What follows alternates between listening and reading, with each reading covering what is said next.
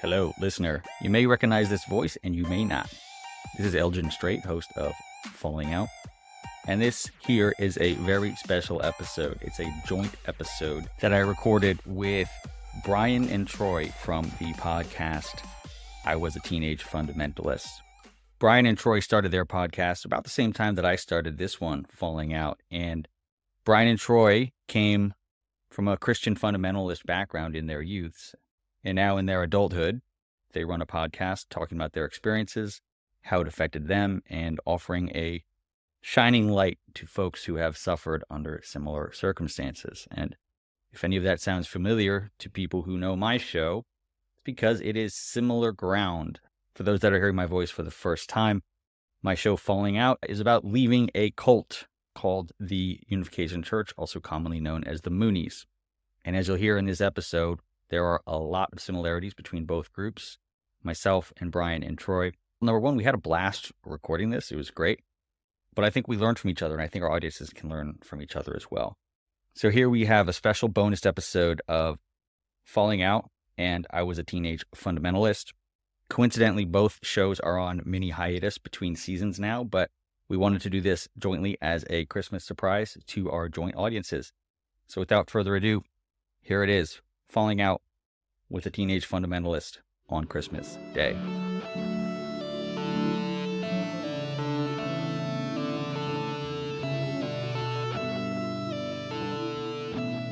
All right, welcome. We have here with me Brian and Troy from the podcast I Was a Teenage Fundamentalist. This is a podcast that I've been a fan of. This is Elgen Strait from Falling Out, by the way. This is a podcast that I've been a fan of. And I wanted to pair up with these guys to talk about a lot of things. We have a lot of similarities. Christmas is one thing that I thought would make for an interesting topic of conversation. So why don't we start off, Brian and Troy, can you introduce yourselves, and then we'll do a bit of a vice versa, because this is going to go on both episodes. Yeah, totally cool. And, the thing we have in common is Jesus, obviously. The center of Christmas, the Christ. So I'm Brian from I Was a Teenage Fundamentalist. And Elgen, we've listened to Falling Out as well. Love your work. Love the fact that you do dive into some stuff that is tricky. Sometimes it's tricky to navigate. And I think you do it in a very similar way to us, is use a bit of dark humor to navigate that stuff. So we do appreciate it. And I think there is some synergy with what we do. So we really appreciated, I think first was last year, you reached out to us to do this, and we had some stuff come up that we couldn't do it. So we thought, let's do it this year. So I think it's a fantastic thing. It's going to be a bit of fun. I think we're going to compare some scars, but also compare some of the ridiculousness that's sat around Christmas in both of our traditions, and really looking forward to it. But I might throw to Troy. Yeah. Hey. So my name's Troy. I am the other half of I Was a Teenage Fundamentalist podcast. I don't know what else to say, really. Brian sort of said it all, but I will say it's cool to be here. I love doing crossovers because usually for us anyway, it ends up with an ongoing connection after the podcast with other podcasters. And so, yeah, cool. And thanks for having us on your show, Elgen. It's really good to be here.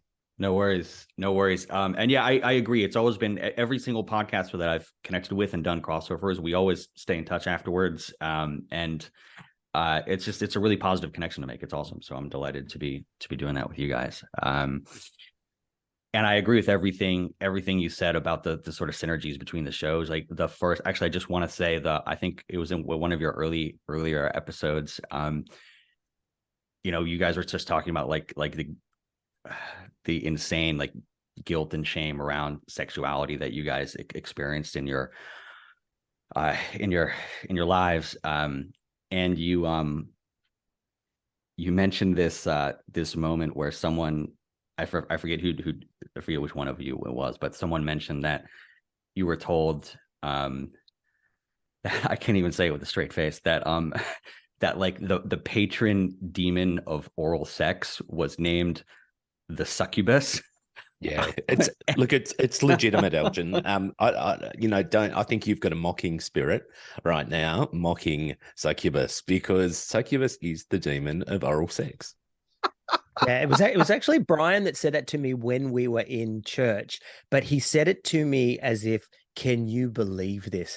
And I can remember, who was the guy, Brian? He was a New Zealand, basically like a demonologist in the Pentes scene. Can you remember who it was? I can't remember who it was, unless it was Don McDonnell or something like that. There was No, a guy. it was somebody. No. It was somebody semi-famous in the Pentecostal scene. Yeah, and you came to me one day and you said, "Do you know what he says the name the demon of oral sex is?" I said, "What?" And you go, succubus. And then we just wet ourselves because it was just so convenient, right? That's of course it's called succubus. Of course it is. Oh, the demon of masturbation is wankubus. It's wankubus. No, I was actually thinking. It's thinking. not. Okay, no, it's not.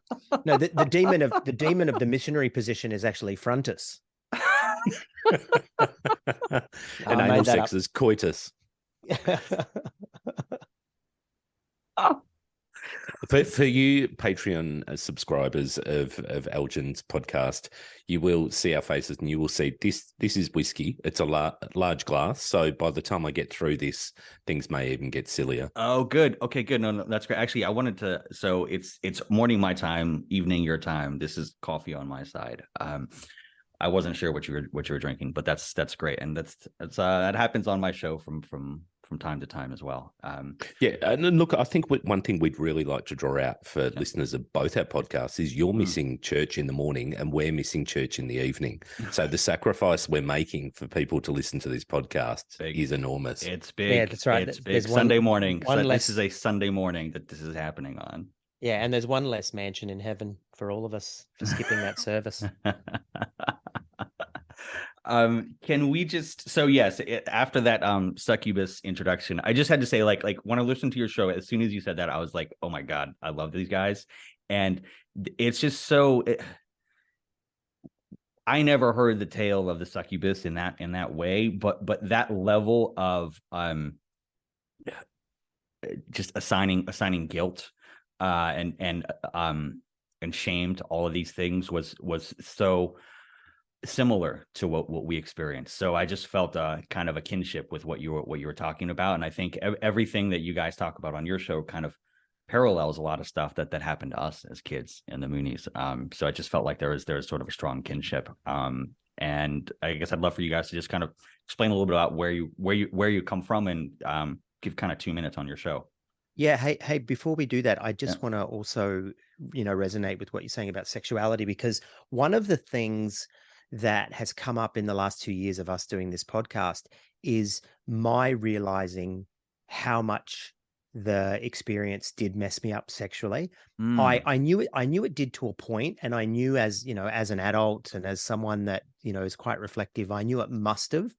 But I think this last couple of years has really demonstrated to me that this did really mess me up sexually, and that I still, as a 52-year-old man now, I still carry some of those scars and some of that messed upness, if that's the term, from being involved in all that. So I don't think, what's that line? No one gets out of here alive. I don't think any of us really get out of there without some baggage. But I feel that sexually, my experience in both, I was in two groups. I was in one called the Revival Centers, which was much more cultic than the second group that I was in, which was the Assemblies of God.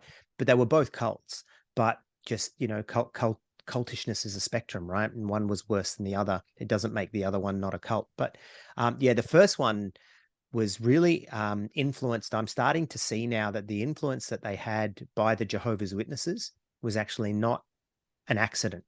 And I started to realize that there's quite a few doctrines that the Revival Centers had that were very much like the Jehovah's Witnesses, and even the shunning and all that kind of stuff. And so in that sense, I think the first one set the groundwork to mess me up sexually. And then the second one just threw the icing on the cake and really messed me up. Yeah. If I can ask, and you can skip this if you want, but how does that, how do those scars manifest for you now? I personally think that would be interesting for people to hear, but again, we can skip over that if you want. Up to you. Did you want me to show? Sure.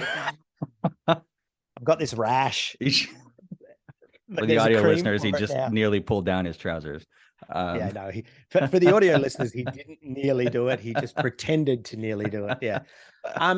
Oh man, where to begin? I think it really became clear to me. We had a guy by the name of Tom Tilley, who's quite a high-profile journalist in Australia, who grew up in the Revival Centre, the same group that I was in at first. And when I read his book, sex was such a massive theme in his book. And I could see the way that he was and when I asked him on the interview, we had him on our show, and I said, do you think this has messed you up sexually? He goes, no, not really. And I thought, oh, dude, sorry, but you're wrong, right? Like, read your book, And I think that's when I really reflected and went, yeah, I'm probably even worse than him. And so I'm quite messed up too. Specifics, I don't know, man. I think, I'm in a very loving relationship with my wife. We've got kids. I enjoy sex. I'm, normal in that sense. But I think some of my thought processes around it and some of the way I think I elevate sex even still. I think I still consider it to be much more than just a physical act, and even much more than just an act, in a loving relationship that can be, quite emotional. I think even though I don't consider myself to be a super spiritual person, I'm bordering on atheism in my agnosticism is where I sort of exist.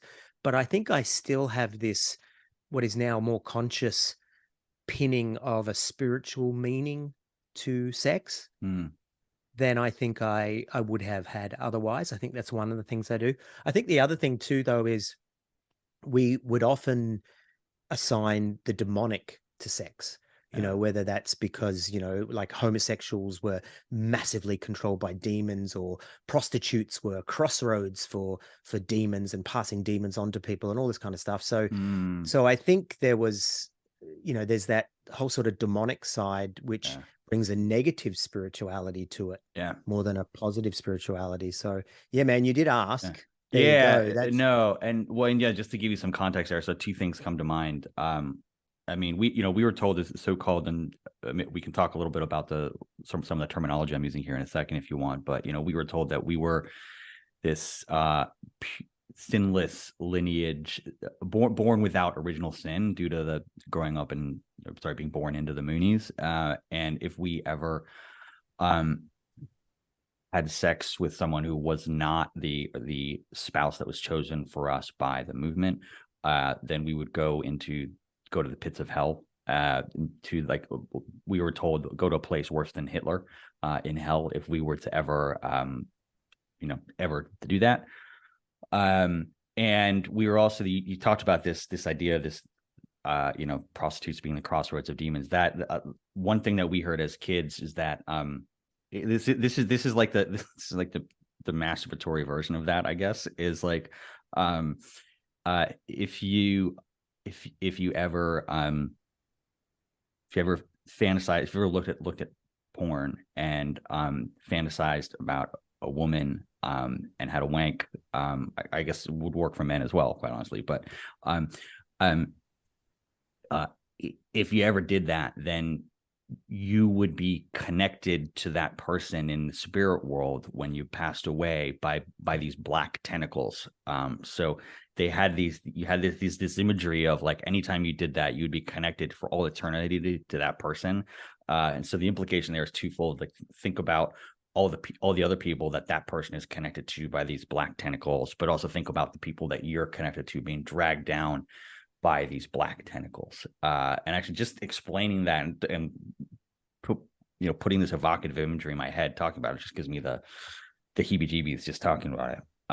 So I think Claudia Schiffer would be in trouble in the 80s with all the boys that had a wank over it. And for our listeners, you will identify that, because Troy did have many pictures of Claudia Schiffer when the internet I was an came. early adopter of the internet, and I here had we a go. folder full of Claudia Schiffer in bikinis and stuff. For sure. Okay. But see, that sounds to me, Elgen, that sounds to me really unfair, because if I have some sort of masturbatory fantasy about Claudia Schiffer, I'm connected to her through these black tentacles, but that's not fair for her.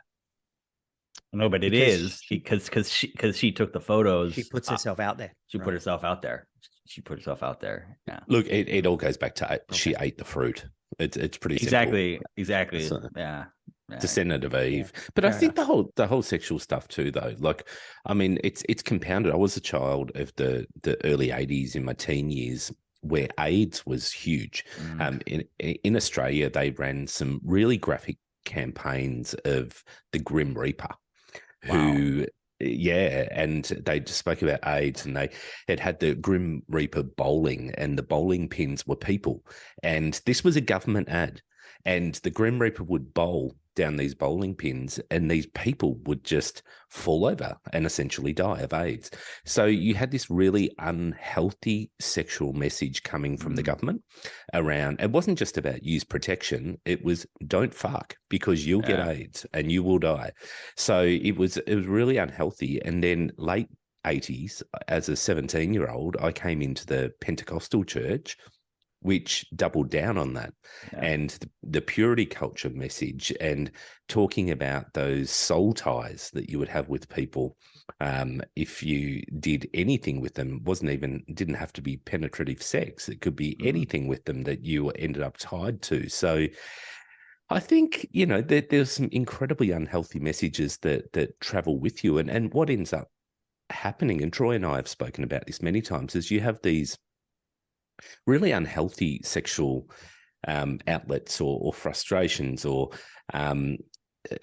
particularly when you stop going to church, and you might just go and resow your wild oats and do whatever you're going to do because you're proving a point. You're going out there and basically, thumbing your nose at what you've been taught and what you've been indoctrinated with through the church. And it's equally as unhealthy flipping the other way. So the pendulum swings. Yeah, I agree. And I've kind of been through some of that. I don't know exactly where I am now, but I recognize a lot of that.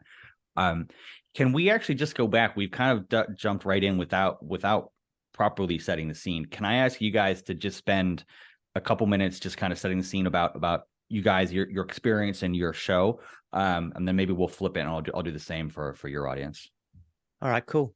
Yeah, so my name's Troy. As I said before, I started off in the Revival Centers International, which was a Pentecostal cult that had started here in Australia, and that ties that has its ties and its roots in Pentecostalism in general. But in about the late 1950s, they broke away from most other Pentecostal groups in Australia and became the Revival Centers International, and had some unique beliefs. And it's not unheard of. That sort of thing happens a lot in Pentecostal churches around the world, even still, that they will come out of more mainstream, become more extreme. And then I left that in about 1988. Sorry to jump back into the sex side, but I committed what's called fornication in our group, with the idea of getting kicked out so I could leave the group because I knew it wasn't really good. And that's when they told me that I was. You did it intentionally. It was okay. I did it intentionally and dobbed myself in. Yeah. Okay. And then they told me, oh, by the way, we don't make this public, but we've actually decided that if you have sex before marriage or outside of marriage, you're going to go to hell. So that I didn't see that coming. Right. So that really messed me up for the longest time. Yeah. And just also to point out, I wasn't born into this. I got recruited through school. So there was Christian groups at school, and this was one of them. And so I got pulled in through school. At a public school, just like a normal at a public school. Wow. Yeah, at a public school. Wow. And then I sort of hit the clubs and did that for a long time, just as Brian was just saying, thumbing my nose at the revival centers, and just really had a couple of experiences that sort of scared me. And there was a lot of unresolved stuff, Elgen, in my psyche and myself, that I hadn't resolved. I'd walked out of the church, but I'd never sort of gone into sort of any deconstruction, deprogramming, deconversion, anything like that. And so when I hit these experiences, it sort of scared me, and I went back to church. And then I spent another whole heap of years really in the Assemblies of God. I'll let Brian tell his story, and then maybe we'll tell you about how the podcast came about. Sounds good. Look, my story is, I think I touched on it in what I was saying just before. I was 17. I hadn't been brought up in any sort of church upbringing whatsoever.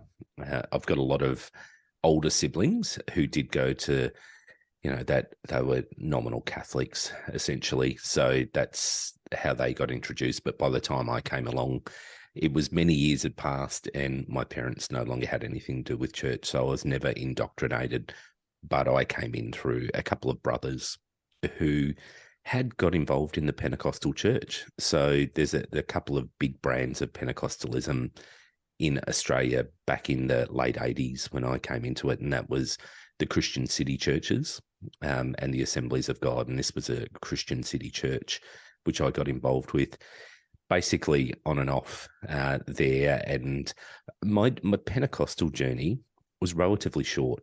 It was probably less than 5 years. And then it was really evangelicalism that I fell into as I was deconstructing my way out. It was a very long deconstruction of probably 15 years. There were critical points in time when I knew I didn't believe. I was married and had a couple of children in the church, but sort of drifted out when they were quite young. The kids were relatively young. And then I ended up getting divorced about 12 years ago. And it was at that time that I used the time to break away. So I cut away, which is a very common story. I think people, their marriages break down or relationships break down and they use the opportunity to get out. And that's exactly what I did. But Troy and I have been friends for over 30 years. So that's how I guess we had some shared trauma, shared scars. And we used to catch up despite, I'd moved to another state in Australia. Troy had lived in Asia for 12, 13 years. And we'd loosely kept in contact, but we probably more so probably around the time my marriage broke down, we were in contact more and we started to really talk more in depth only in the last 3-4 years about what were our experiences and I guess trying to work out what it was. And it was Troy who one day said to me, "Hey, do you want to do a podcast?" And I went, "Yeah, why not?" And here we are a couple of years on and could not have anticipated the amount of people that would connect and identify and be just as messed up as we are. Yeah, that's I can identify with that. Why don't I got a couple things I want to address there, but I'll kind of start with the beginning of my story just to contextualize everything. So that would be amazing. So I was born into the Unification Church, also known as the Moonies, in the 80s. My parents were recruited into that cult in the 60s and 70s. They were matched and married by Reverend Sun Myung Moon, who, as part of his grand ambitions, created this generation. This is second generation of kids like me. There are thousands of us around the world. So I grew up in that cult, had some very bizarre and abusive experiences, so in many cases similar to what you guys have experienced on your show, and kind of left mentally. I found out that Moon had illegitimate children, which is a big no-no in his worldview when I was about 18. So I kind of left the cult then. But there's a ton of pressure to marry someone from within the cult. And so I still accepted an arranged marriage at the age of 22 to someone in the cult. And we were together for about 14, 15 years, leading me to about 4 or 5 years ago, where we split up. So we similar to you, we split up, and I kind of feel like even though I had left, and thankfully she wasn't active in the cult during that time as well, she had also we were on the same page when we both left, kind of saying, "Hey, if we could make this marriage work, wouldn't it be great? Our parents would be happy. Hopefully we'll be happy, blah, blah, blah." But when that marriage dissolved, that's when I feel like I kind of left for the second time and for real that time, because everything, like my marriage was really built on this idea that like I had to be with this person because the church said I had to. And so when that dissolved, then I felt like I really started to deconstruct, and I had this moment where I was like, what the hell happened to me? I've spent the first half of my life in this thing effectively. So what was that thing?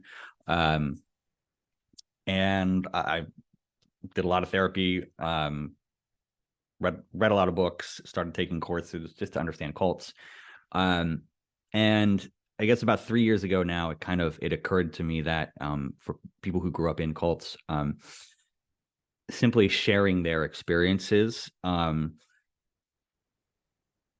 it is a way to share a collective knowledge that the cult does not want people to share. If you simply share stories about what happened to you in the cult and why you left, there is a ton of value for people that are still in it, for them to hear those stories. Because when people left the cult, when I was a kid, they would just disappear, and you never knew why they left. And that's intentional.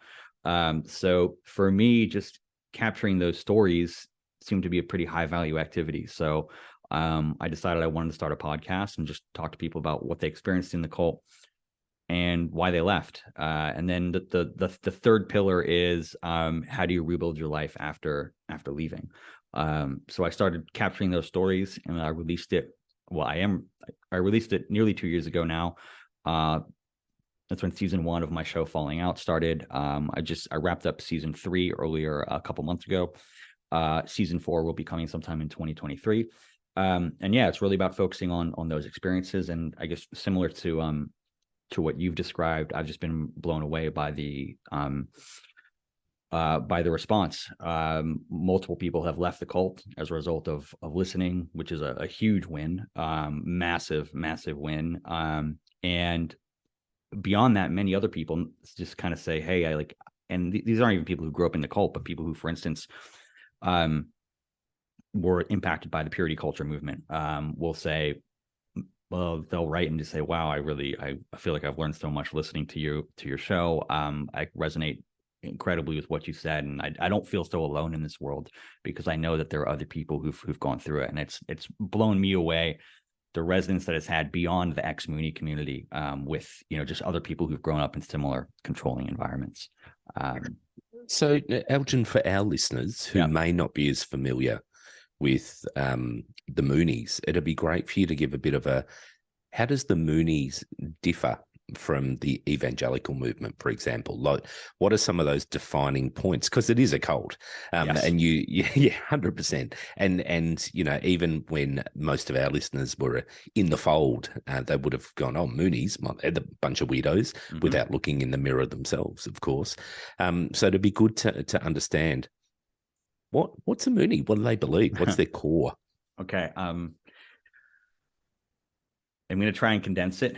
I actually have videos on YouTube that try and explain this. I'll put the links to that in the show notes. Okay, let's go quickly here. So, okay.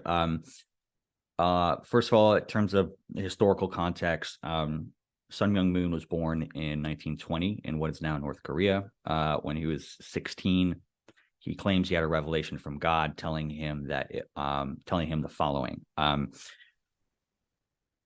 The original sin was not Adam and Eve eating a fruit. It was Eve seducing Lucifer, and then seducing Adam, and therefore all of human suffering comes from that initial act of illicit sex. That's kind of the foundation. Dirty whore. Dirty whore. Exactly. And all human suffering comes from that moment where people were meant to have a so-called pure blood lineage, but they went against God. They did that act, and all of human suffering comes from that act effectively.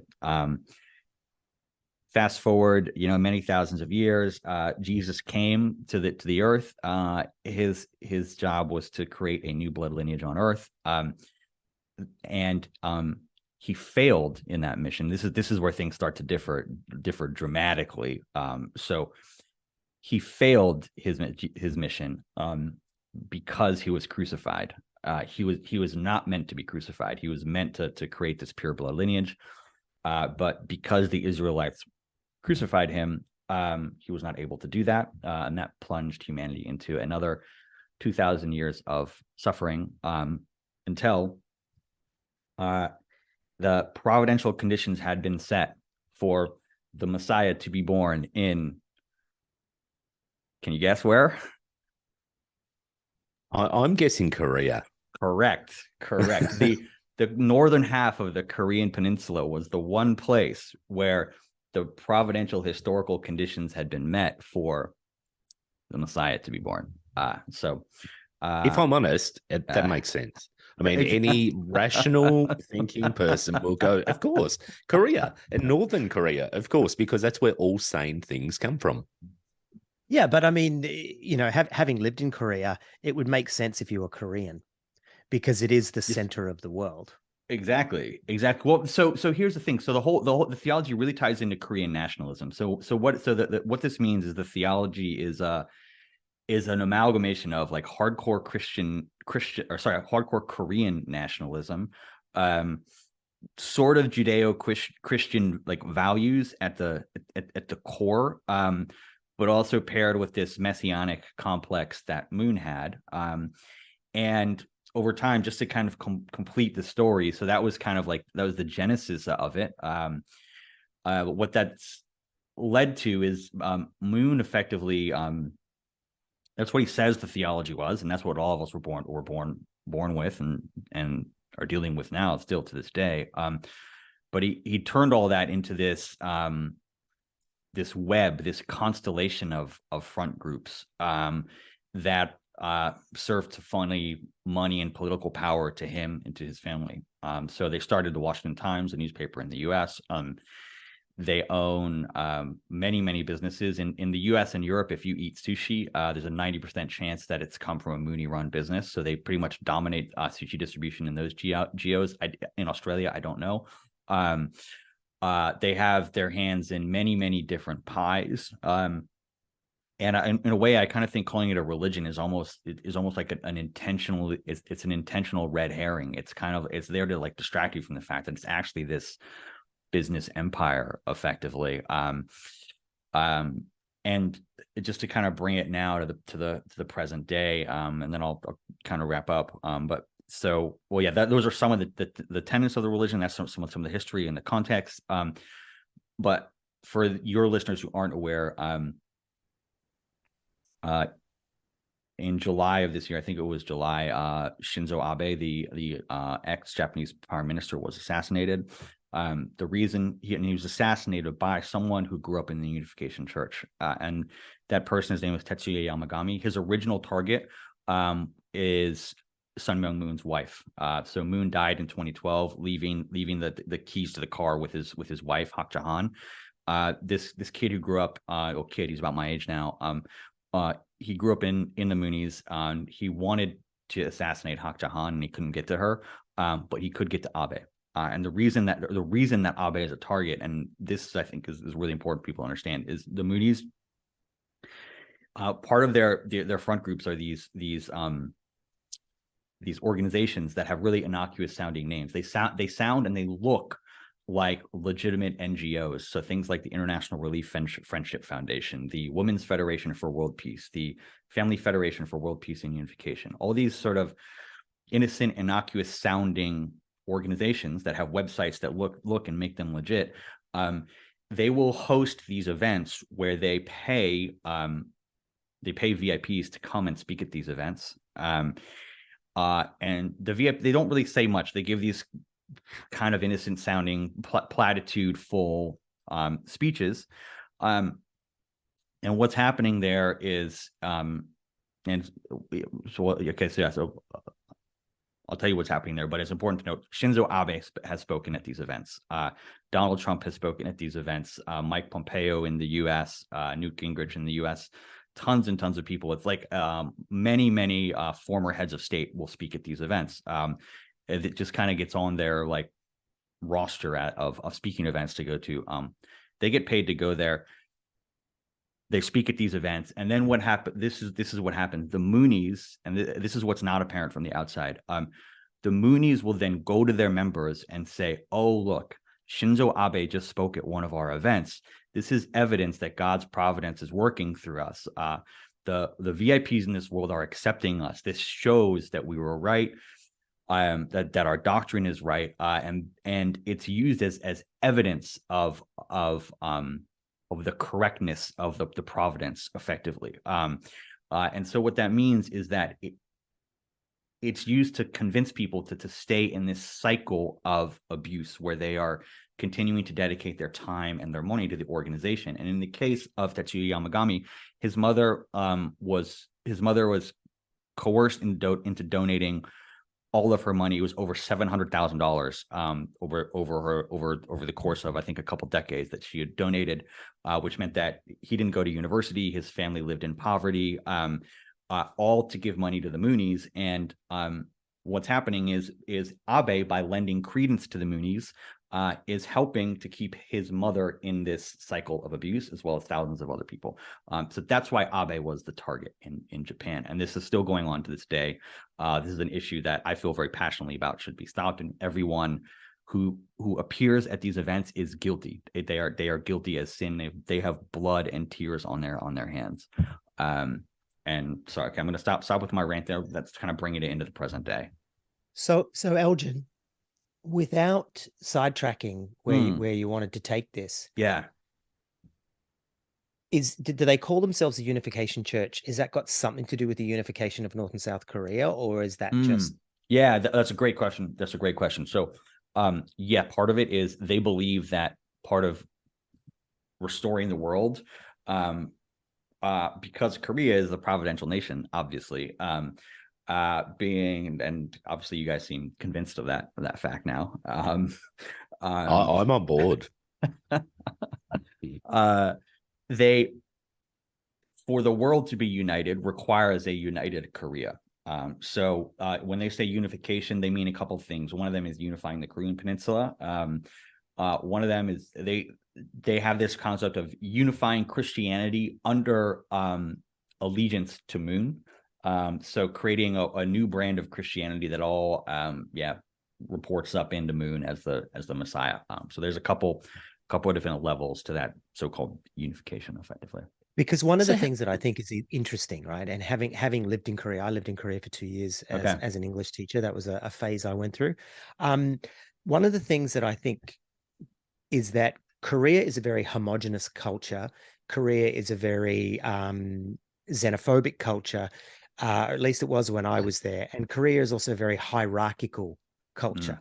And so the thing that I think is going to sort of resonate with people from our audience, especially coming from a Pentecostal perspective, is that Cho Yonggi, or Paul David Yonggi Cho, he ran basically the largest, up till that point anyway, was the largest single church, Christian church, Pentecostal church in history, right? And that was the Yoido Full Gospel Church, and that was an AOG church.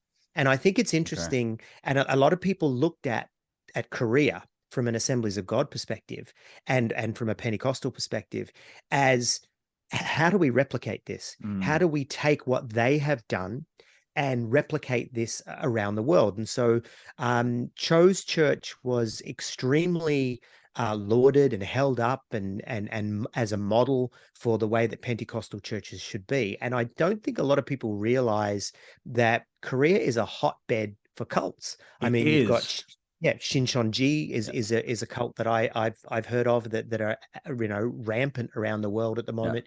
You've got the Moonies, of course, and others. But I think it's really interesting that we sort of look at Yoido Full Gospel and we don't think that this could possibly be a cult as well, because it's, in air quotes, mainstream Christian. But actually, I think that it makes perfect sense that such a big church would be coming out of South Korea. Yeah, and I have to. I do think culturally, it's very hierarchically driven. There is a strong sense of nationalism there. I think you're very right about that. And it is, I know it is a hotbed of cults in general. And I want to make the point that you mentioned Shincheonji. So there's an amazing photo online. I'll share it with you guys later. But so in Korea, the Moonies have this complex in the mountains where they do it's basically an abuse center. So they have a complex with bunch of buildings, a palace made for Reverend Moon and his family, that sort of stuff in the mountains of Korea. And there's a photo where there's the Moonies palace is maybe like midway up the mountain. And towards the bottom of the mountain, there is another similar looking palace. And that is the Shincheonji equivalent, where they've basically, like, Shincheonji is basically taking the Moonies playbook and replicating it. There's so many synergies. And I've actually talked to people from Shincheonji about maybe doing a joint episode. I just haven't quite done it yet, but there's a lot of synergies. And I feel like Moon kind of set the template for, bringing Korean cults to the next level and trying to go international. And Shincheonji, my impression is very much trying to replicate that. And I'm sure there are others that are trying to tap into that playbook as well. Yeah, So and just to make it clear, sorry, Brian, just to make it clear to our listeners, there was a time during COVID where in Korea there was an outbreak that was, everyone was in lockdown and everyone was social distancing, but all of a sudden there was a massive COVID outbreak, and that was because Shincheonji were basically ignoring all the requirements around COVID lockdown, etc. And so they were super spreader church. And so it was funny because from the Australian media, it was like, oh, there's a church in Korea that is ignoring. No, there's not just a church in Korea. This is Shincheonji. This is a Moonie-esque cult. Mm-hmm. Yeah, absolutely. How many people are we talking in the Moonies? Are we talking like there's a few 100,000? What are we talking globally? Good question. Okay, so at the moment, I think it's far less than 50,000, probably less than 20,000. And this stands in stark contrast to some numbers that are out there. There's one number out there which is 3 million, which came from a woman named Eileen Barker, who's an academic in London, who's written papers about the Moonies and other new religious movements. Some people in the anti-cult world call her the queen of the apologists, and I think she deserves that title. Specifically, I know that she has the events that I spoke about earlier, these Moonie events, where they fly people around the world to speak at.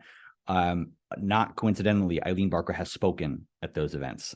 So she's certainly taken favors, probably taken money from the Moonies to speak at these events. So it's no surprise that when the Moonies tell her, "Oh, we have 3 million members globally," she doesn't ask any questions. She doesn't dig into that. So unfortunately, that 3 million number I've seen parroted around the media a lot because she's kind of seen as an expert. But she's compromised as fuck. And I'm sure there are others in the apologist world that are also compromised as fuck. And yeah, if I had to put a number on it, I would say less than 50,000, probably less than 20,000, could even be less than 10,000. I don't know. But it's certainly not more than that. It's So tiny. Elgen, It punches above its weight in terms of influence, versus number of people. Yeah. So Elgen, could you tell me a little bit about, you've got these families and, a family, the Moon family, they live in these palaces, they're flying around the world, they've, in jets and, driving high-end European cars, I'm sure. But what's it like for the rank and file Moonie? That is a good question. So I guess to set the scene, okay, depends where and when they are in their life, but to give you a sense of sort of the arc of my life, and some of this would be similar to other folks. So I was born in the early 80s in the US. The Unification Church, a big hub of Unification Church activity was New York City. So they owned back then, and they still own now, a hotel in New York called the New Yorker Hotel. It's right next to Madison Square Garden for anyone that's interested. So they bought it in the 70s. Of course, now it's worth many times more than what they paid for it back then. But in the 80s, in the late 70s and 80s, a lot of families that were, a lot of parents that were matched and married by Moon, moved into the New Yorker Hotel in the early years. So I grew up in that hotel as a kid for the first 3 or 4 years of my life. And many other kids had that experience. I want to call out something really important here, which is I was lucky enough to live with my parents when I was a toddler. And we talk about this on my show, and what I think is one of the most brutal and heartbreaking aspects of the Unification Church. They took, for many toddlers, in the late 70s and early 80s, they created these group live-in childcare facilities. So kids from the age of 3 months old were taken to these facilities and lived there full time, excuse me, so that their parents could go out and work full time for the church. And in some cases, some kids lived there for like 3 years, didn't even know who their parents were. And there were certainly hundreds of kids went through this system in the 70s and 80s, maybe more than that. It's impossible to get an accurate figure. But for me personally, that is one of the most atrocious and brutal things that this organization did. This thing that calls itself the Family Federation for World Peace, all about, the strength of the family and stuff. I mean, fuck you guys, fuck you so hard. God, I'm getting fucking angry and like livid just thinking about it. And we talk about that a lot on my show, and in particular one episode of my show, a woman who grew up in one of these facilities has a physical tape, a cassette tape that was recorded when she was, I don't know, 2 or 3 years old, of her like sending a message to her mother. That's how they would communicate. They would send tapes back and forth. Sorry, just a sec. No, it's full on, like, and it's not something I was aware of. Like the depth of abuse and trauma in this group is intense, and for you to be where you're at, and be able to talk about it is a real testament to you and the strength that you show. Thank you. In being able to raise that consciousness, because I do think that a lot of these things they do remain hidden quite often. So bringing the light of day to them is so important. So good on you for doing that. Yeah. There's one other practice that I want to highlight, but I'm going to come back to that because I want to just kind of complete sort of like the sort of standard arc, and then there's one sub arc that I think is really important, particularly in the context of what's happening in Japan right now. But so I grew up in that hotel, thankfully with my parents for the beginning part of my life. When I was about 4 or 5 years old, we moved out of the hotel, got our own place a little further out in New York City, and then when I was 7 or 8 years old, in the like mid to late 80s, we moved to the DC area. I lived in the suburbs of Washington, DC. My dad worked for the Washington Times. He's basically helped to start the Washington Times, along with a bunch of other church members. So a lot of church members moved from from New York to DC at that time to help start the Washington Times. And by the way, this is all like free labor for the church or massively below market labor for the church. And so it creates this context where you have this community of people who are going to church on the weekends, working for a church business during the week. All their kids are hanging out with each other. It's a very closed system, effectively. But from the outside, I grew up in the suburbs, and thankfully, I went to a normal public school. Some people didn't, but I did. That was with the exception of 1 year where I went to effectively an indoctrination program in Korea. So I was 13 years old. I went to like a boarding school in Korea, basically to learn the Korean language and culture. And again, that was one of these group facilities. So you had a few parents caring for like 100 13-year-olds, I guess like 13 to 16-year-olds, something like that. But thankfully I was a bit older when I did that.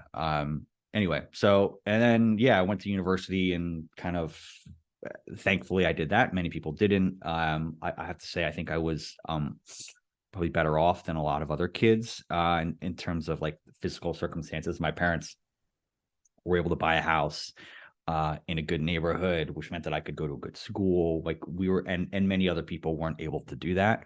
The other thing that I think is worth mentioning is that so financially, it's extremely abusive on on its members financially. So my parents were expected to tithe 10% of their pre-tax income every month. It's just standard. But on top of that, every month there's a new providential mission that requires them to give another $500 or another $1,000 for this speaking tour or that building or whatever. So there's just like layer upon layer of financial pressure. And that's worse in Japan. So in Japan starts at 30% pre-tax income. It needs to be given. So that's about 50% after tax for the members in Japan. And then finally, the last thing I want to mention, because I think this is particularly relevant in Japan right now. So in the wake of the Abe assassination, there's been a lot of scrutiny placed on the Unification Church about all of these practices. And there's actually a legal action that may revoke their effectively their nonprofit charter as a religious organization, which would be amazing. And one of the pivotal practices under scrutiny there is the practice of coerced adoption. So, and what I mean by that is you have this you have this doctrine that says that only kids who were born of this blood lineage are so-called blessed children. Only kids that were born of the church are devoid of original sin. And you also have a part that says, okay, the only way to truly experience God's love and go to the best place in heaven is to have a so-called blessed family. So you have parents blessed by Moon and a kid born without original sin. Those are two key components for going to heaven and experiencing God's love. Well, guess what? If you're a couple and you cannot conceive a kid, then that creates effectively demand for kids from other parents who have these so-called blessed children, because you're shit out of luck if you can't conceive. You're not going to get to experience God's love, etc. So what that means is it creates this sort of creates this demand for parents to basically trade kids into families that aren't able to conceive. And so that never happened in my family, but I know many people where that did happen. And it was considered a great honor if you were a family who offered your kid. So these kids are called offering children. If you offered your kid to another family, it was considered a prestigious honor. You were venerated in the community. Sometimes you were given a financial reward for doing so. So in theory, it's meant to be like parents volunteering to do it even before the kid was conceived, basically saying like, okay, my next kid is going to be for this family. That was one thing that they were encouraged to do. There are cases where I have a documented case on my show where a group of pregnant women were brought on stage at a church event. And the church leader basically said, okay, everyone here who's pregnant, you need to give your kids away. And as far as I understand, most of those parents said yes. I mean, imagine the pressure that you're under in that scenario, being in front of hundreds of people and being given that demand, given everything that I've said. And then there are other circumstances where a kid has actually been born and someone says, and it happens a lot with church leaders where they're like, oh, like, for instance, I'm a church leader. I've only had daughters. I really want a son. You've just had a son. Well, guess what? I just had a revelation from God that tells me that you need to give me your kid. And so all this whole, I'm sure there are hundreds, if not thousands of cases where this has happened worldwide, in Japan, the US, everywhere. I know some babies have been taken from the US and the UK over to Japan as well. So it happened globally. And it's something that I'd like to highlight, and I'm going to go deeper into it on my show. And I want to bring exposure to it now because it feels like it's actually a legitimate legal vulnerability for the Unification Church in Japan. Okay, I'm gonna stop now. I've just taken up a lot of time, but yeah, I'm gonna stop now. No, it's super interesting, and I guess as I was listening to you were talking about. Quite often you'd say, "Oh, well, but that didn't apply to me," or "I didn't do that." Yeah. Were you in more of a progressive home in terms of the Moonies experience? Is that what it was, or were you just lucky? A bit of both, I think. Yeah, I think a bit of both. I think I was lucky. I think I was lucky in that my parents. So my parents my parents were both educated white folks, quite honestly, and the church had a need for educated white folks to be part of their part of the Washington Times, part of the establishment. These were people who could sort of fit in with America and help to be part of that. Whereas, let's say one of my parents was Japanese. A lot of, and by the way, a lot of this doctrine is just to facilitate effectively flouting immigration laws. So if you're a Moon and you want to get Japanese workers into America, the best way to do it is to marry a Japanese person to an American person. Problem solved. That's what he did. Those Japanese people, generally speaking, went to work in the sushi business. Whereas the white Americans, maybe Americans of other colors as well, but they would go into this sort of into the Times, into the media world, because they fit in that world. And so I think in a sense I was actually kind of fortunate, because I think probably financially my family was better off as a result of that than some of the folks who went into some of the other businesses.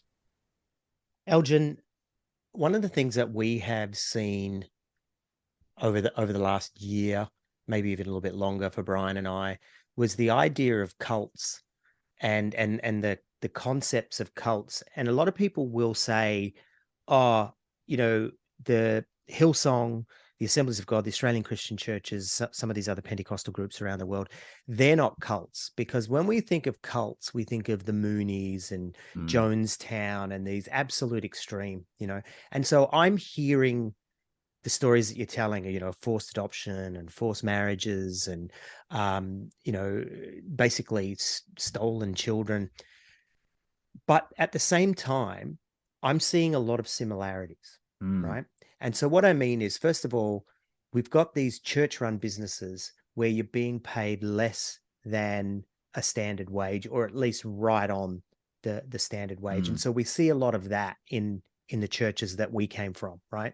A lot of people would give a lot of volunteer time. And one of the things that came up from the Hillsong documentaries of late is the exploitation of volunteers. And so you have a lot of these kids, and it tends to be young people more than older people, but definitely older people as well, that there's this stage that you go through where you put your life on hold, you go and work for the organization, meeting their goals, being substandard pay, if pay at all.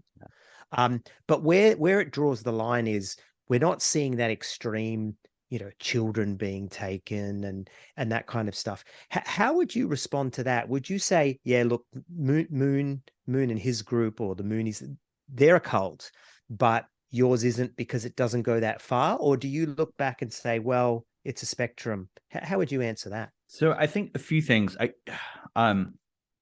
Okay, number one, I just want to make clear that the paradigm that you just mentioned of sort of people at a certain point in their life working either for free or voluntarily for the organization, that absolutely happens. So one piece that I didn't mention, thankfully this didn't happen to me. But kids, basically when you graduate high school, you're encouraged in the Moonies to take 1, 2, sometimes 3 years out to basically go and do one of two things, either fundraising or proselytizing. And fundraising is basically living in a van, driving across the country, sleeping in parking lots, selling trinkets on the side of the road. This is a dangerous practice. Kids have died doing this. So it's not without risk. So absolutely people are encouraged to do that. I think, and to be honest, where I really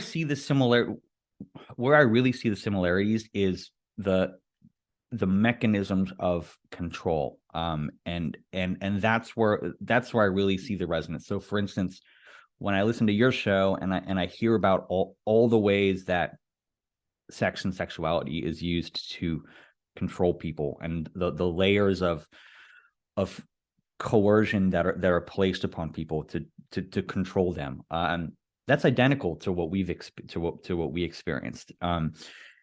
And I can't say I've heard about it on your show, but I have to imagine that the financial coercion is it's pulling on the same strings. It's telling people that God needs you to do this. The providence needs you to do this. If you don't do this, you're not going to go to the right place in heaven.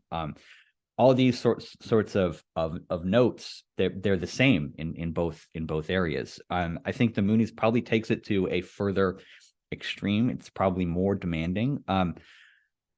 But you can tell they're cut from the same cloth, right? Like one's turned up to 11 and the other's up to maybe a 7 or an 8. But it's the same thing. When I look at it, they're on the same spectrum in terms of the ways that they control people, and one just happens to be a little more intense, but it's the same mechanisms. That's how I view it. Yeah, well, that's the I guess for us, the struggle in coming to the realization that what we had been involved in were cults. I was actually I was quite happy to say that my first group, the Revival Center, was a cult, because they shunned and they did this, they did that, and I could list off all the behaviors, the ultimate behaviors, and they were very similar to the Jehovah's Witnesses, or very similar to the Moonies or the Hare Krishnas, etc. But I really held back calling the second group a cult for the longest time. Like, I'm talking for 20 years, until Brian and I did the podcast. And that's when I went back and looked and went, okay, yeah, it is the same. It's just that what was full blown fruit in the Revival Center were maybe just sort of seeds and seedlings and, you know, branches, in, if you know what I mean. It's a spectrum, but the tree is basically the same. And yeah, that's some of the struggle that we've had. So it's really interesting to hear your stories and to hear that, yes, it goes that, you know, I wouldn't say a little bit further, Elgen, I'd say it goes a lot further, but those mechanisms of control are the same. Yeah. And because one of the things that struck me the other day when thinking about what was going on with Hillsong, is that these young people are putting their lives on hold, and they are giving, you know, years of their lives in service, and sometimes even decades of their lives in service. You know, they go to Bible college, you know, but I'm sure you had training courses in the Moonies as well. It's just that ours is, in air quotes, evangelicalism, which is a little bit more, you know, reputable. So it's not as bad. And also it's run by white people, right? And even you said there was a need to have white people out the front, so we didn't look like, you know, a crazy Asian cult. Yeah. So I find it fascinating. Yeah, absolutely. And I think this is why I think there's a lot of value in people like us having conversations, because a lot of times you can't realize, it's harder to realize those threads are the same if you're talking about your own organization, but then all of a sudden you hear someone else talking about it and you're like, oh my God, that's the same thing. And for me personally, it's been really helpful just to understand that there's a common playbook you know, across human history for these sorts of organizations, and people just they take elements, but the fundamental, like the core particles are the same, quite honestly. I mean, good science fiction does that, right? It takes it to an absolute extreme to teach you what's going on in your scenario. And I think that was one of the things that happened for me when I was deconstructing, and I didn't realize that I was doing that. I was actually doing a lot of research into Mormonism, into the Mormon church, and the similarities in culture between the Mormon church and evangelicalism are just phenomenal. But because they have these wacky beliefs, what we call wacky beliefs, we sort of dismiss them rather than drawing the parallels. But for me, as I started to see those parallels, it you know, I couldn't deny it, and that's when I turned around and walked away, but still didn't call them a cult, because I don't know if it was just a fear in myself of what that said about me, that I'd been in 2 cults, not just one. But I was really hesitant. And so a lot of our audience are very hesitant to refer to their individual Pentecostal church as a cult. And maybe that's because theirs wasn't. It's entirely possible that theirs wasn't.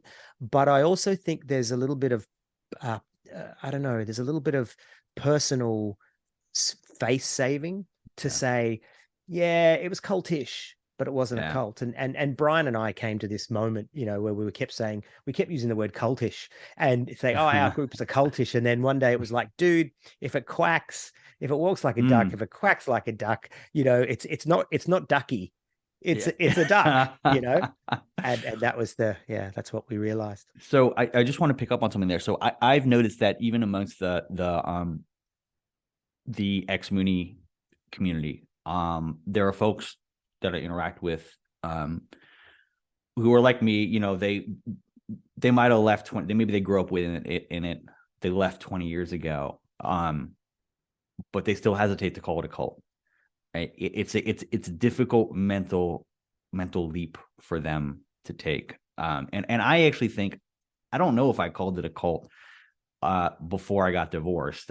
Maybe I did, maybe I didn't. But after I got divorced and I kind of went through this journey of deconstruction, then I was like, okay, yeah, this is definitely a cult. But I think it's really fascinating just to hear that not only have, you know, you've identified that amongst your listeners, but also in yourselves that hesitance to give it that word. And for me personally, I think there's a lot of power once you give it a name. Then you can start to understand what it was that happened to you. But I can also understand that the hesitancy to call it out, because it's a big realization to come through, to be like, yeah, that's what it was. Yeah, it is. It is. And it means that there's fault with yourself that you've sort of got to really put on the table. Yeah. One thing that when we've been having this conversation that I can't get out of my head was, now I don't know if this translates well cross-culturally, but do you know what mooning someone is? Yeah, I do. Why don't you explain for people? Mooning someone is you turn around, you drop your pants, and you flash your ass. Troy is attempting to do it right now, and you flash your ass at someone. And in Australia, it's a little bit of almost a wave goodbye. So you have friends over for dinner. You might have a couple of drinks under your belt. You walk outside, and as they drive off, you moon them. People in Australia, actually do that? Yeah, 100%. Yeah, wow. Okay, Elgen, let's remember we were a penal colony.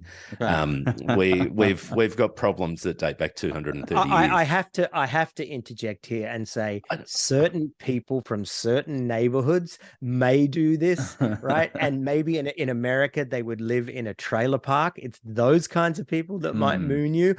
I don't think it is a way that we say goodbye, Brian. We've got an American audience. We've got a British audience. We've got people from around the world. I can't let you sit there and say that Aussies moon each other as they say goodbye. We don't. We may give each other the finger, but we certainly don't moon each other. Oh, yeah. We're not as basic as mooning each other. We just give each other the finger. And those two actions are not interrelated, I would like to demonstrate. Okay, look, we don't. I was taking a little bit of license there. However, in Australia in the late 80s, this is how basic we are. We had were back then, we had a toy called a Moonie. I saw it. I saw that in the 80s. You have seen it. I know what. Yeah. Why don't you describe what it is? It is this overweight guy, bald guy, who you stuck this thing with suction cups on the back window of your car, and it had this air tube with a little press function on it that you could, if someone cut you off or you cut somebody off, rather than sticking your finger up, as Troy just said, you could moon them. And you could say to the kids in the back seat, give the Moonie a pump. And they would pump the Moonie, and the Moonie would drop its pants and it would moon the car that was behind you. So that's all I've been thinking of this whole conversation. I'm trying it out of my head, but I go, there's a Moonie. I remember a Moonie. Now, my family did not have one. I want to declare, but we are not one of those families that do moon each other goodbye. However, it definitely was a thing in Australia 35 years ago. Okay, yeah, I remember seeing those things in the U.S. And I remember my parents felt quite offended by their existence for, I guess, a variety of reasons. But I remember being really, I mean, I was a kid when this was happening. I remember being very kind of confused just by their existence, and knowing that term was something that was used about us.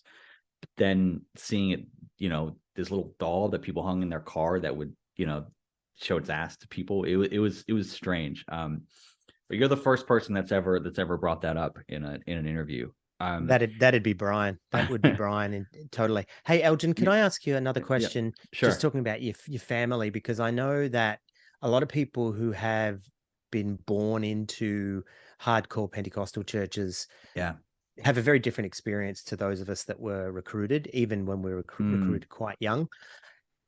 How's your relationship with your parents now. Are you angry at them? Are you forgiving of them? Have they left? Are they in? Where do you sit with all that? It's fractious, I would say. I have I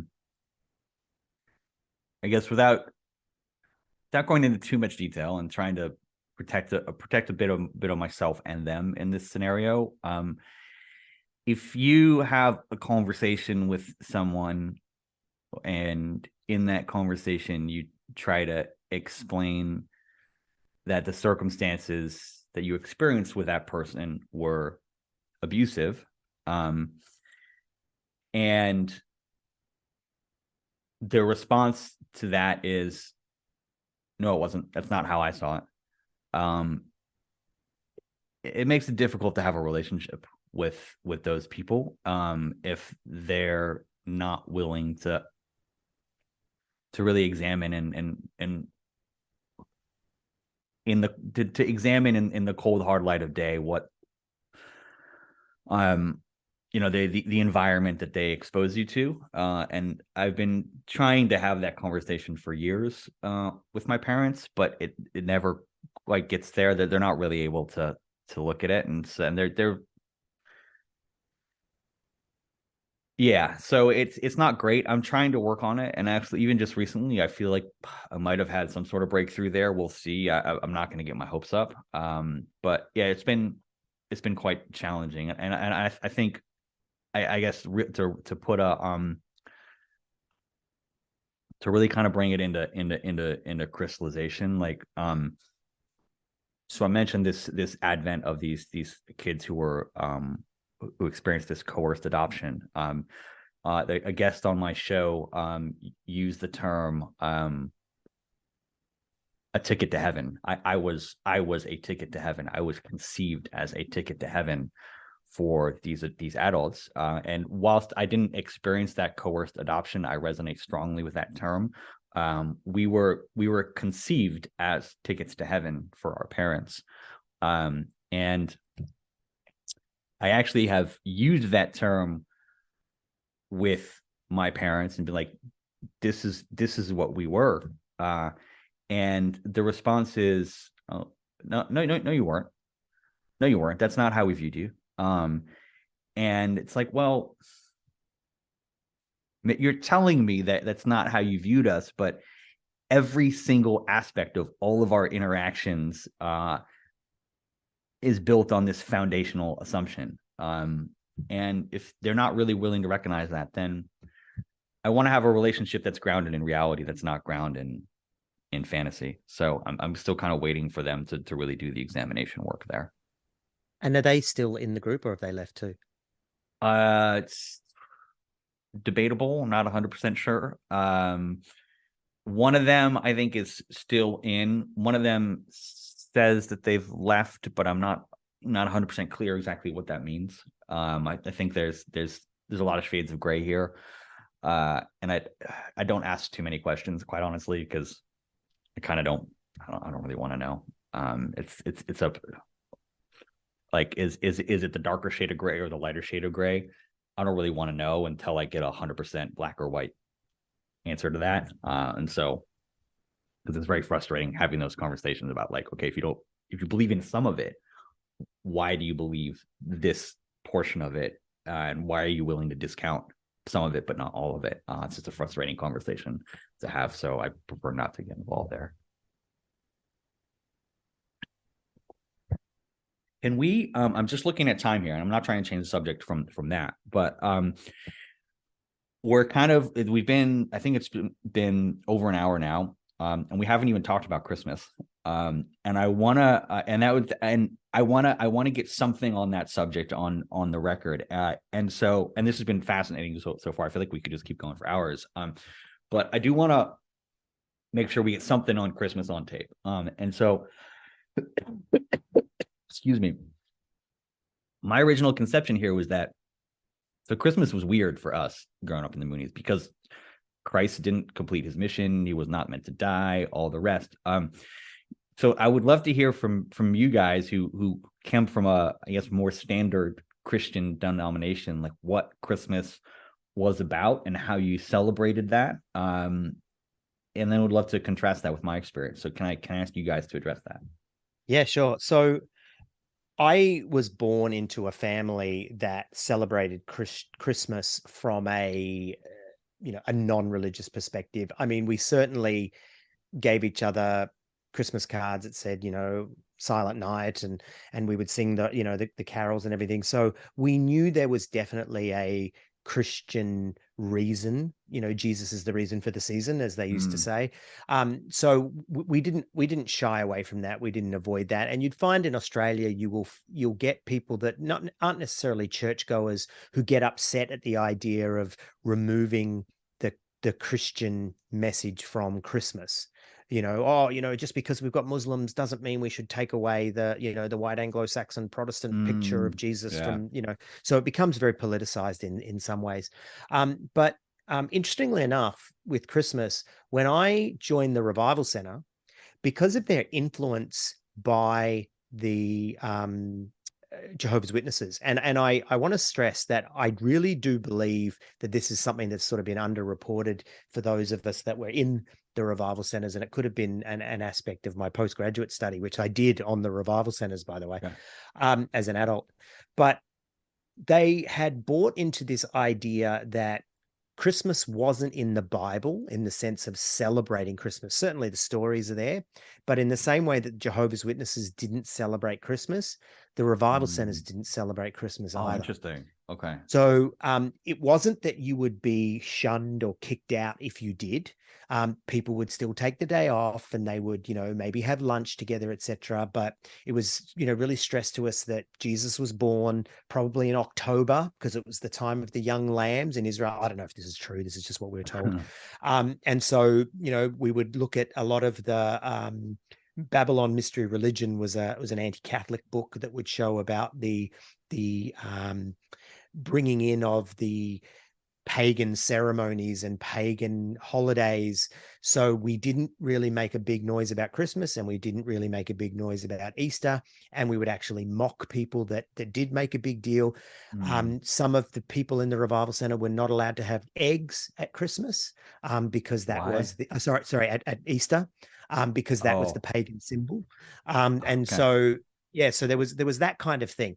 And yet, for me, because I still had my family who hadn't joined the group, I was quite happy to get presents. I was quite happy to go on about, Santa, etc. Now, I say all that to say that my religious bias was that Christmas was a pagan holiday that we had brought in, and, that's what it was. When I joined the Assemblies of God, though, they were very much still all about Christmas, and Christmas was a big deal. And we had special services on Christmas Day. We would have carols by candlelight in the park and, sing songs, and Christmas was a big deal. And Christmas was something that we certainly celebrated. But I always knew that it had pagan roots. I always knew that it was not something that was necessarily biblical to celebrate the birth of Christ, etc. And so for me, it was always more about family, and it was about my own family. It was something that I considered a connection with my family who were non-religious more than it was with people in the church.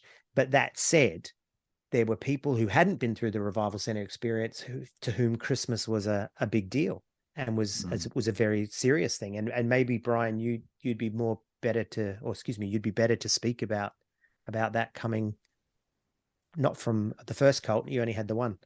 No, I only had the one. That's right. I wasn't quite as damaged, but I do think, I grew up with no religious upbringing, as I said before. So it was very much Christmas was a time of celebration, hanging out. We certainly didn't acknowledge Jesus. Besides on the odd card, much like Troy said, we certainly didn't go to church as a family, anything like that. It wasn't until I came into the church at 17 or 18 that it was at that time there was an acknowledgement of the importance of Christmas. And it was certainly touted that was Jesus's birthday. And embarrassingly, I do remember being at some services singing "Happy Birthday to Jesus." Really? And yes, Wow. absolutely. Whoa.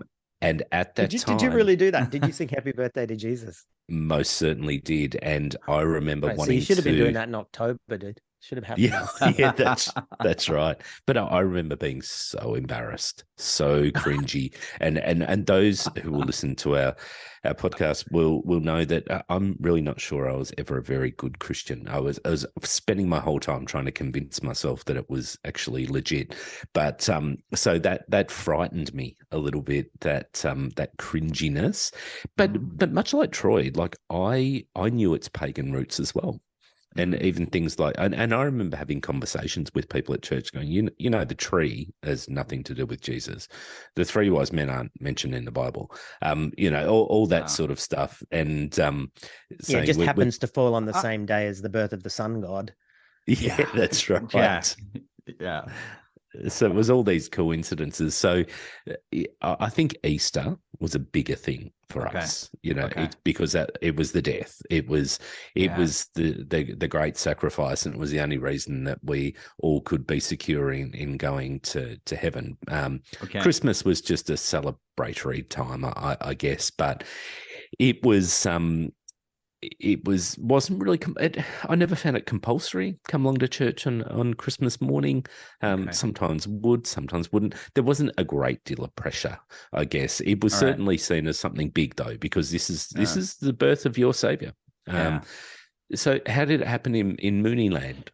So it was a bizarre circumstance, and you mentioned Easter as well. I'm going to talk about Easter as well because that's another bizarre circumstance. But Christmas. So we had this idea that we were taught that Christians were wrong for celebrating Christmas because it wasn't really that big a deal because Christ failed.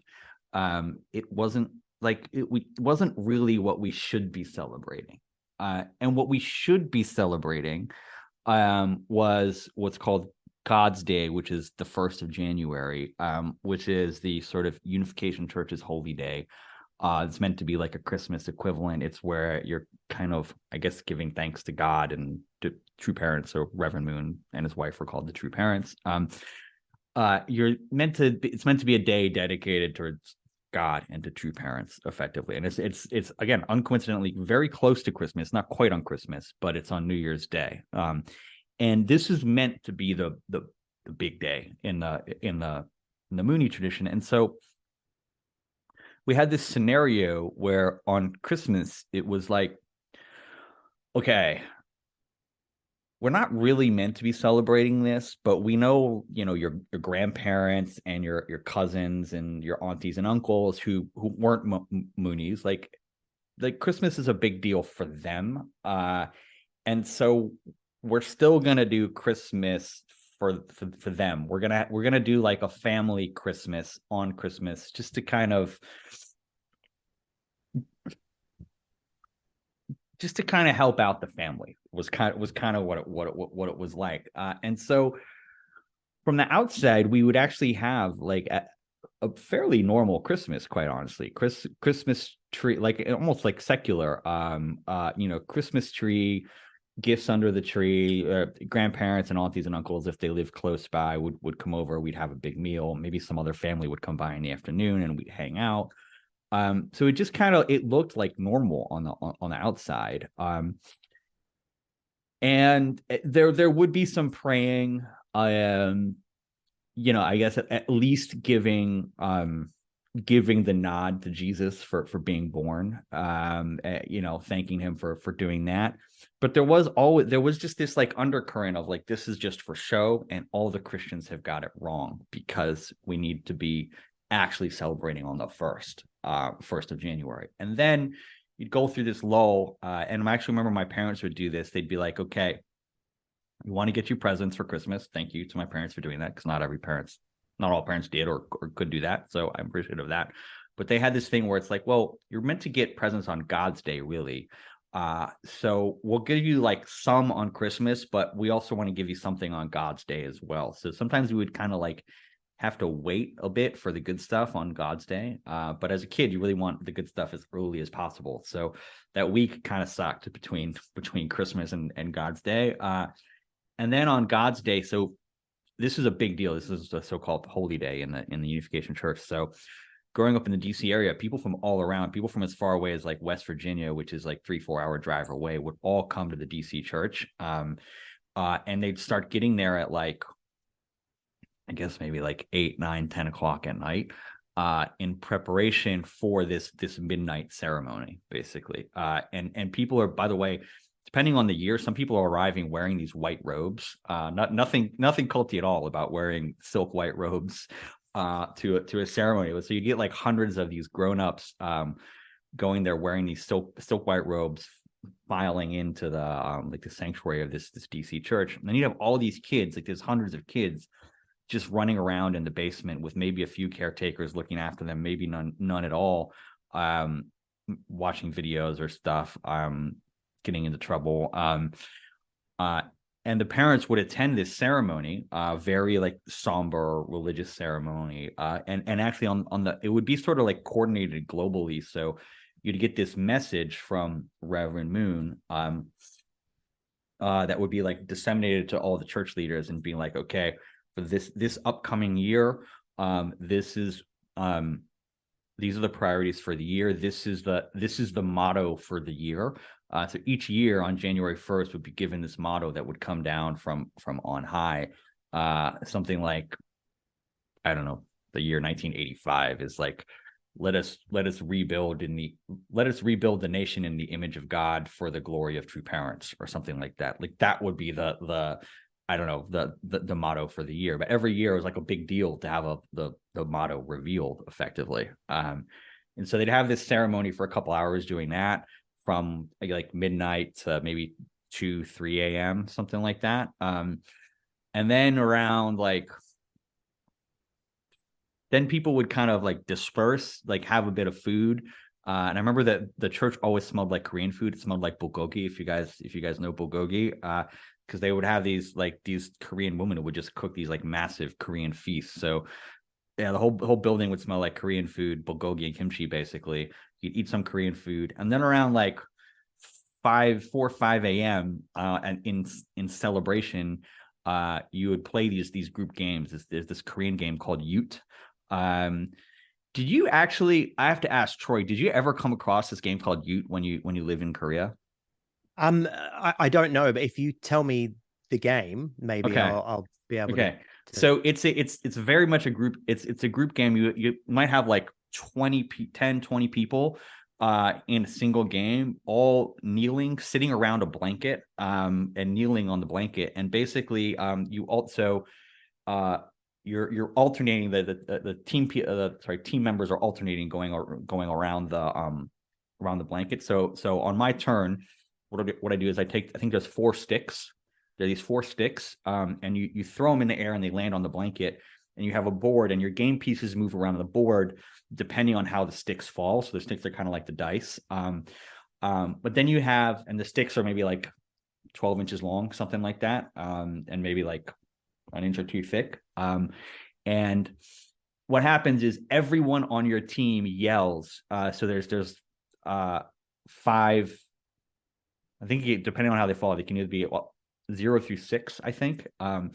And you have to yell in Korean the number that you want it to fall on. I think Ute is 5 and Ute Mo is either 5 or 6 or something like that. So let's say my team needed a 5 or 6. We would all be screaming Ute Mo, Ute Mo, Ute Mo, running around this blanket. And the idea is that if the team is yelling loudly enough and with enough spiritual help and influence, they can influence the tumbling of the sticks in the air as their teammate throws, and that can then influence how you perform on the game board. The other thing is the opposing team can also influence the tumbling of the sticks. So you might have the opposing team yelling for a 1 when you needed a 6, because that would be the least advantageous to you, and it would help them out. So we would have this big room. So wait, let me pause there. Do you know anything about this game? So no, I never played that game, but I will say group games Yeah is so Korean. though. Yeah. So we used to play Samyukgu, which was the 369 game. Okay. There was a whole heap of different games that you would Yeah. play. But usually as adults, you played the same games that you played as children, Yeah. but with alcohol.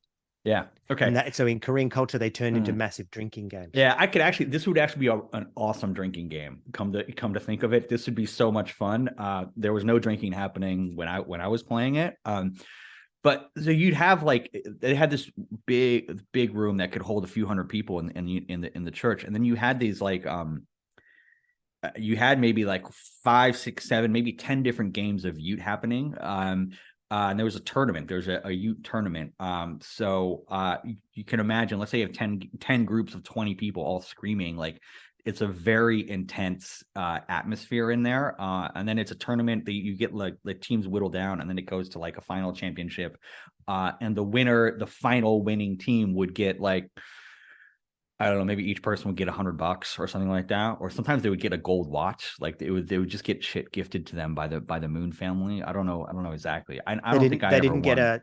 They didn't get a special place in heaven, because I think no, you didn't. Unfortunately, you did quite not. easy for the Moon family to give away those kinds of things. Yeah. Just listening to you, I think Yep. it's interesting because I mean, I lived in Asia for 12 years, and one thing that is very much reverenced in Asia is the New Year.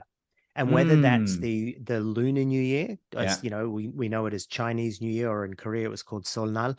And then there's also the Solar New Year, which is sort of the Western New Year. And every single country I lived in, January the 31st and January the 1st, they were huge days. Yeah. And the way that like, for example, in China, they will have huge concerts on the Chinese New Year Eve, the Solar New Year's, but they will do the same thing on the on the Solar New Year, the Western New Year. So it's just interesting that God's Day is January 1st. I'm thinking from an Asian perspective, of course it is. What other day would it be? That's interesting. Yeah, it makes sense. So it completely dovetails with culturally coming from that part of the world. And I think that's what's amazing in hearing the stories and the things that you're saying. I'm thinking, this is just so Korean. Yeah. Like this has got nothing to do with God. This has just got to do with, what was his name? Sun Myung Moon? Sun Myung Moon. Yeah, Sun Myung Moon. It's just the fact that he was Korean. Yeah. He started just another Korean cult, didn't he? So yeah, that was kind of, then you'd go back home and try and nap it off, and that would be your God's Day. I'm sure, come to think of it, I'm sure my parents were coerced to donate a lot. I would imagine on that day. That seems very, very likely. Like, here's the motto, by the way, you need to contribute $1,000 to make this happen this year. It would shock me if that didn't happen. And then so I just want to circle back to this. You mentioned Easter, and I think it's quite interesting. Like, so because we had this view in the Moonies that Easter was like that Christ wasn't meant to die. We had this conception that like Easter was almost like a tragedy, because if you're celebrating the resurrection, by definition, you're also celebrating like the death of this guy. And we had this idea that like he wasn't meant to die, and it actually was kind of a great tragedy when he did die, and then Moon came over to take over the mantle. So again, we had this idea that like, Christians got it wrong. They shouldn't be celebrating this. This is actually kind of a tragic day, as opposed to a day of celebration. They've got it wrong because they've interpreted the Bible wrong. So it had this undercurrent of like, they got it wrong, and it shouldn't really be celebrated in the way that it is. So did the Moonies present themselves or try to present themselves as more mainstream Christian when it suited them? Because I know Shincheonji will do that. Shincheonji have these different levels. And so when you go to their first levels of their meetings, because I have actually been to some Shincheonji stuff. Yeah, I was really interested in it at one point. And they will present themselves as being very, very Christian. But the more you go in, the deeper the layers are, then, and it's the same with the Mormons. The Mormons want to be accepted as, we're just another Christian denomination. But then when you start going into the temple, it gets all wacky and weird, or at least from a Christian perspective, it gets all wacky and weird, right? Christians are wacky and weird themselves. But yeah, did they present themselves as Christian when it suited them? Yeah, absolutely. That's a great way to describe it. And it's identical. So in the early phases, they don't really present all the layers. They don't present the whole, oh, Moon is the Messiah. Jesus failed in his mission. All this sort of stuff. That's you wait till the end to get there. So in the early days, it's actually not even about Christianity. It's about peace and love and saving the world. And then over time, they start layering in additional layers. So yeah, absolutely. They I think, like any cult, they kind of crave legitimacy, and so they try to, at least in the early stages, like present themselves as similar to other religions as possible. But then once you dive deeper, you start unpeeling all these layers. And I mean, to give you another example there is that there's a huge amount of anti-Semitism in the Unification Church, and it's not part of their public image, but part and parcel to this idea that Jesus wasn't supposed to die and the Israelites killed him. There's very anti-Semitic views. They've tried to scrub this off the internet, but they've in the past, I remember being taught as a kid that the reason that the Jews suffered the Holocaust is because they killed Jesus when he was on earth. That's very common in Christianity too, for what it's worth. Yeah. That, you will hear that in mainstream Christian churches. Yeah, I believe it. Because I mean, the anti-Semitism is biblical. Yeah. But the weird thing about that is Christianity hangs its hat on that it was prophesied thousands and thousands of years ago that Jesus would need to die because it was the only way that we could actually be cleansed of our sin and enter heaven. But we're pissed off with the Jews for whacking Jesus up on a cross. Like it's a really weird thing. I mean, I find it strange that Christians are anti-Jewish as a result, because without them, we wouldn't have had Easter, and Easter was our big day. Easter was the day that we went, if we didn't have this, we wouldn't have Christianity. Yeah.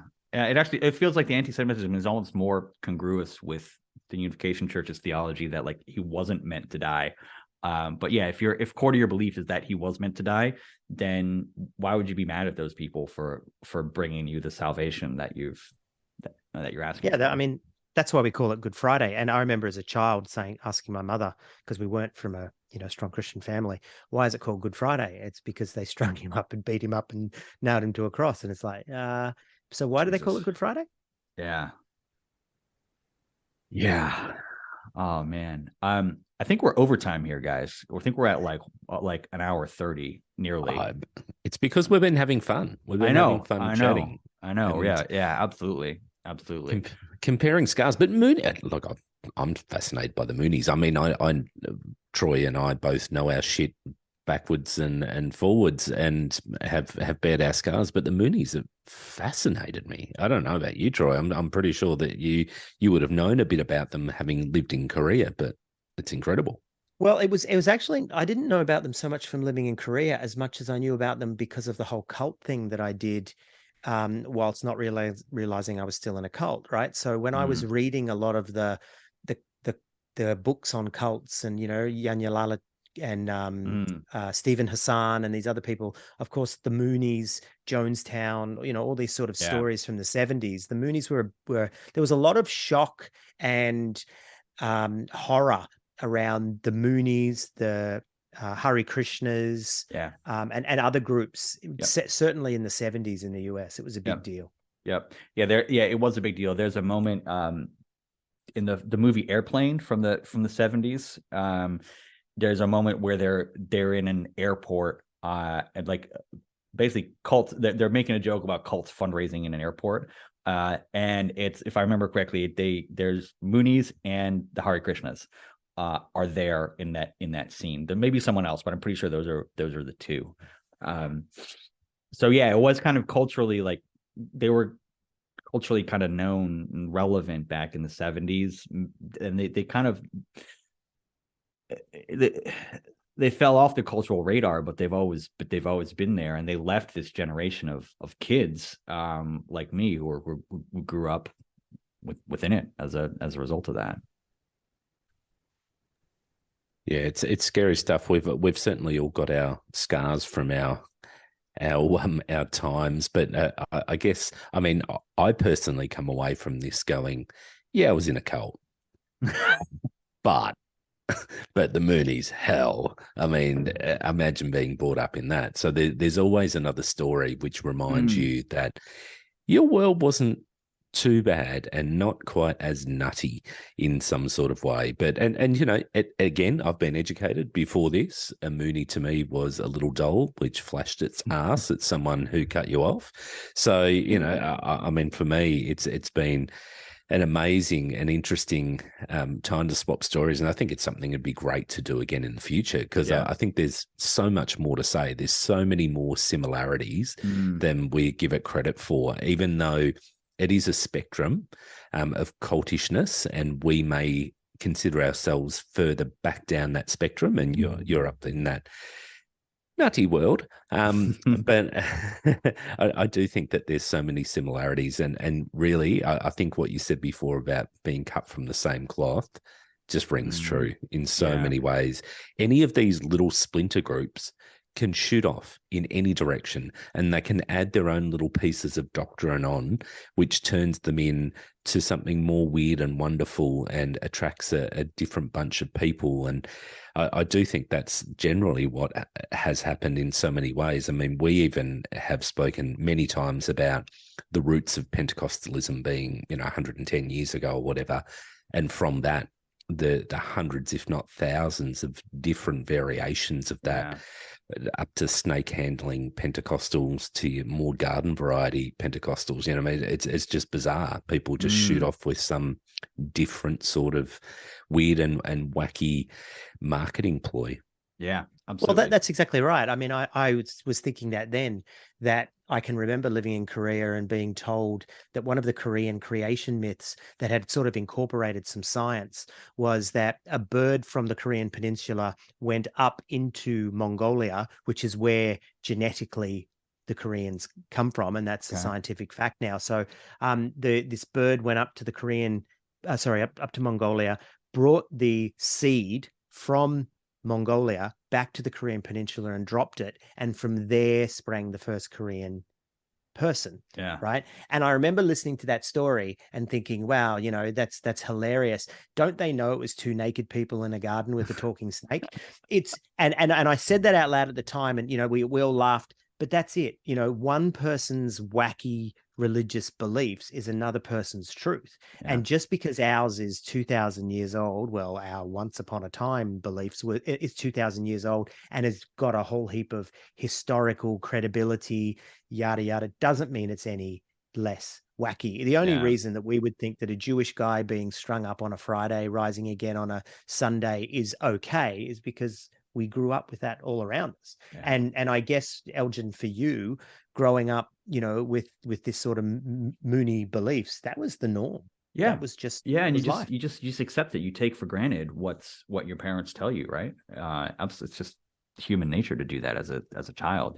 You're a sponge for whatever your parents put in your brain, and that's what happened to be put in my brain. But there's lots of other stuff that gets put in lots of other people's brains. You just accept, right? That's right. Well, Merry Christmas, Elgen. Yeah. Merry Festivus. Yeah, Merry Festivus, Merry Christmas, Merry Yeah. Solstice. It's only 7 more days until God's Day, or as we like to call it, New Year's Day. And so, happy holidays, bro. Thank you. And happy holidays to you guys. Before we go, can you just tell people where they can find you? I just want to give you a sec to plug yourselves. And we shall return that favor as well. So for us, obviously, search on all of your podcast platforms, but I Was a Teenage Fundamentalist. On Facebook, same, search there. Twitter, on Instagram, and we do have a Reddit subgroup as well that I don't dive into that. Troy's the Reddit king. But on all those, we're not on TikTok. We're Gen Xers. We're not on TikTok. Maybe one day we will. And that'll be a good day, but for now we're not. So search us, you'll find us. We're taking a break over the Australian summer, and we'll be running some repeats during this time like we did last summer, and we'll come back with new episodes in March. How about you, Elgen? How can our listeners find you? Yeah, so you can find me again on all the podcast platforms. It's Falling Out. You'll find it. You can search for my name if you want. Makes it easier. Elgen. don't think there's anything else that uses that string. Anyway, you'll find it. Falling Out with Elgen Strait. Also on Twitter, Falling Out Pod, Instagram @Falling Out Pod, and my website is fallingoutpod.com. I link to a couple videos that I've done on YouTube there that sort of kind of help to set the scene for some of this, the context of the Moonies. And yeah, I'm taking a break now as well. This will come out ideally, fingers crossed, Christmas Day. And then I hope to come back early 23 with season 4 of Falling Out. Oh, sorry. We're both season 4 coming up. There we go. Okay. So we're completely in sync. So there we go. It's going to be a good thing. But yeah, we will let's drop this Christmas Day. It'll be a bit Christmassy. I think we should. We can make it happen. It's not. We'll make it happen. Yeah, we can. It's gonna be good. And may the Lord's blessings be with you next year. I thought you were about to say, "May the force be with you." Then, Brian, I could hear you saying, "May the force be with you." That's more of my religion. I could get down with that. Everyone, may the force be with you in 2023. Take care. I'm gonna hit stop recording now. Cheers.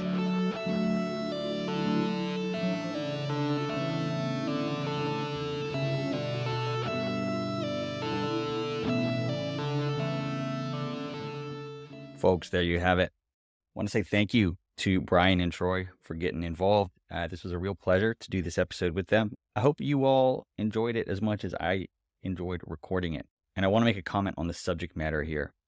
I think it's interesting to share stories with people who come from similar high control groups. And one of the things that stuck out to me when I was listening to this and when I was recording it, and one thing that I wanted to capture on tape with these guys, and to be honest, something that jumped out to me immediately when I listened to their podcast, was the way that sex was twisted and manipulated by the adults in the room in their lives to be something shameful and deceitful and demonic.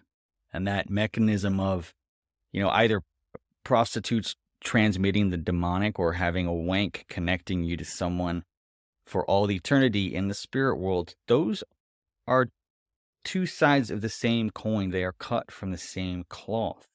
And that, I think, is really interesting to document. And what I think is happening there is the following. I think in both the Christian fundamentalist community and in the Moonies, I don't think either of those claims were actually part of any doctrine. I think they came from the minds, they were created in the minds of the so-called grown-ups in the room, the people who bought into this ideology that if their kids had sex, it'd be the worst thing in the world and they needed to scare the shit out of them. And the ideology gave them the license to create any scary ass story that they wanted to scare the shit out of their kids.